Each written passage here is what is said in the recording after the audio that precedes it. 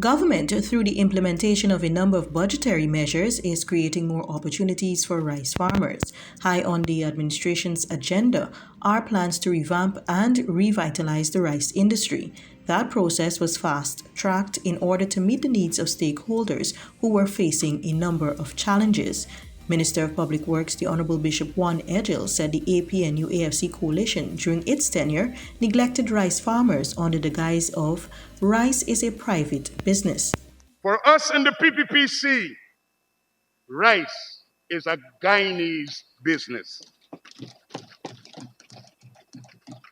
Our government will support the farmers and millers with a view of expanding the rice industry. According to some rice farmers, promises of upgrades and other incentives for the sector by the coalition were left unmet. However, with the new measures in place, farmers are confident that the sector will see massive improvements. Well, rice, like every other farmer, has always been a challenge, and the last 4 or 5 years was even more challenging. The rice industry in general will be happy to have those measures put in place. Any farmer say they're not happy with that needs to have their head examined, because we've been looking forward for any assistance whatsoever.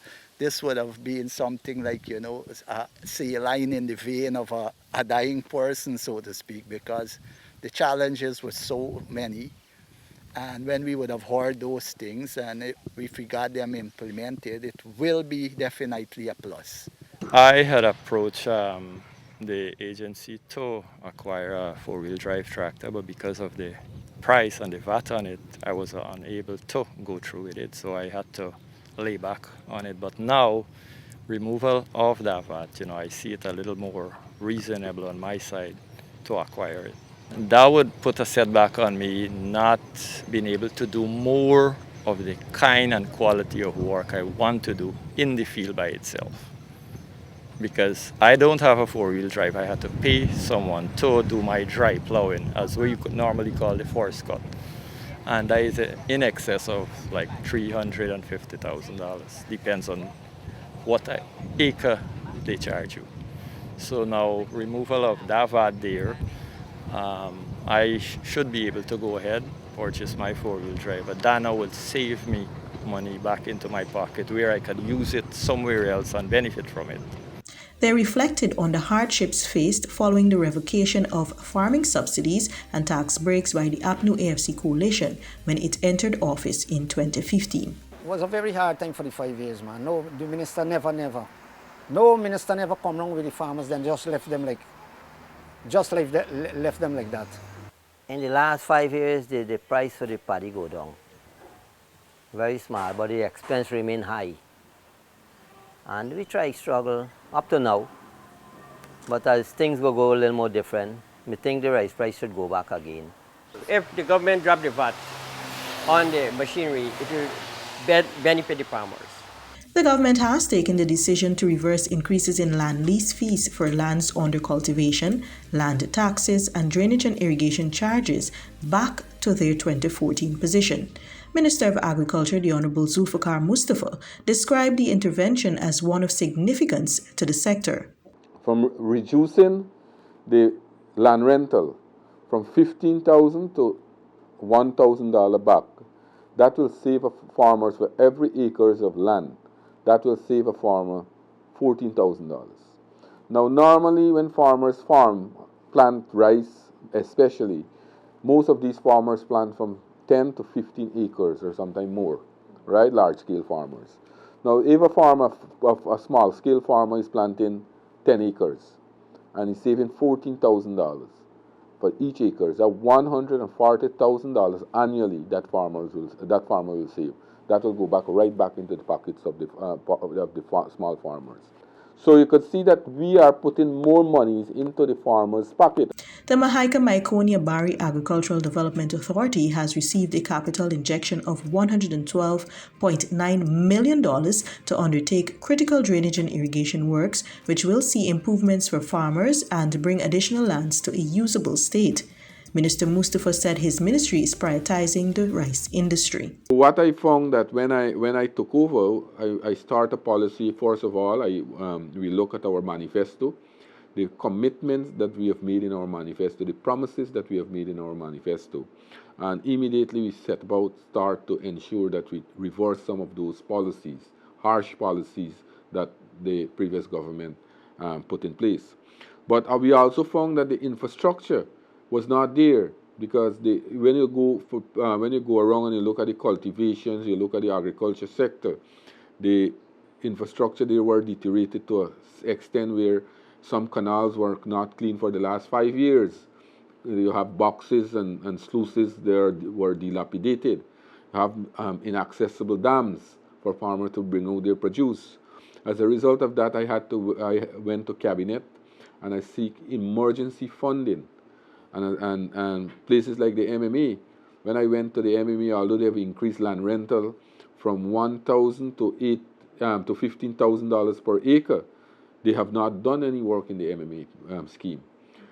We have to expend $92 million to do emergency work so that the farmers could get their produce out, especially the rice farmers. We had to spend another $29 million emergency fund to get the dams accessible for the farmers to bring out their produce. So these were the kind of challenges I came and reached here. There was no coherent policy to guide the people, guide this ministry. Minister MUSTAPHA noted too that the ministry is working to rebuild its relationship with farmers. One of the tasks I am developing here at this ministry, and it has been working over the last 2 months since I have assumed this position, is build back trust amongst the farmers.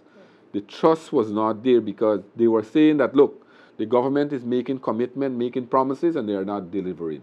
So when you go back there and you try to talk to farmers and say, look, we'll put these measures in place, or we'll put these measures in place, farmers are looking at you, and say that, this might not come true, right? So we have started now to build back that kind of trust, build back that kind of reliability that this ministry had under the PPP Civic government.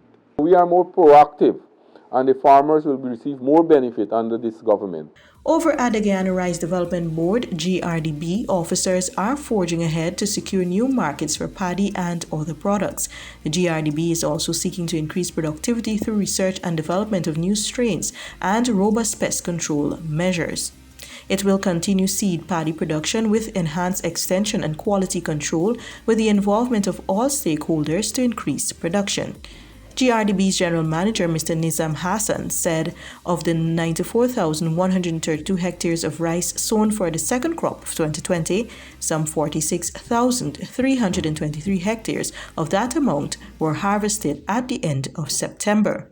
That achievement shows 266,260 tons of paddy being produced, which is equivalent to 173,069 tons of rice. The projections so far for the rest of 2020, the second crop of 2020, is very good, and we are projecting at minimum 4% increase in the overall production for 2020 when compared to 2019. Within the individual regions, Region 2 is sown 14,150 hectares and has already harvested 6,300, for about 45% of the harvest has been completed. Region 3, 8,500 plus hectares were sown, and over 3,700 has been harvested, which is of 44%. Region 4, I've always said Region 4 is the smallest producing region, and Region 4 has produced 3,910 hectares and has harvested 65%, or 2,536 hectares. Region 5, the largest rice production region, has sown 42,103 hectares and has harvested 47% thus far, which is equivalent to 19,945 hectares. Region 6, the second largest producing region, sown 25,462 hectares and has harvested 13,800 hectares, which is 54% of the overall acreage sown. The national average so far as 5.8 tons per hectare. Speaking of rice exportation, Guyana has also earned over $30 billion from rice exports for the period January to August 2020 after exporting 343,068 tons. The exports increased by 6% in volume and 7% in value when compared to the 325,052 tons sold for the same period last year.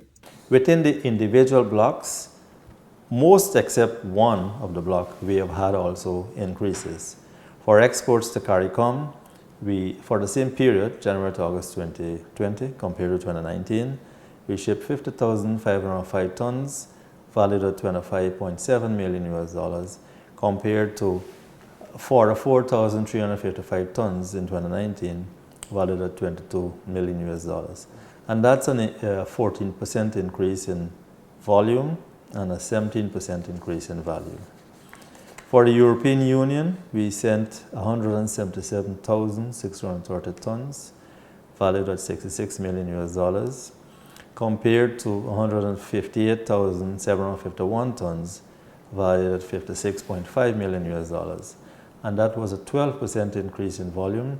When 2019 and 2020 exports to Latin America are compared, statistics show an 8 and 9% decrease in volume and value respectively. Mr. Hassan said this is because Cuba did not receive any exports this year, while exports to countries such as Panama and Honduras decreased.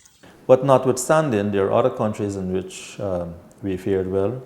For example, we sent 11,754 tons to Colombia, compared to 2,204 tons for 2019. Our export to Venezuela was 90,328 tons compared to 74,912 tons for the period in 2019.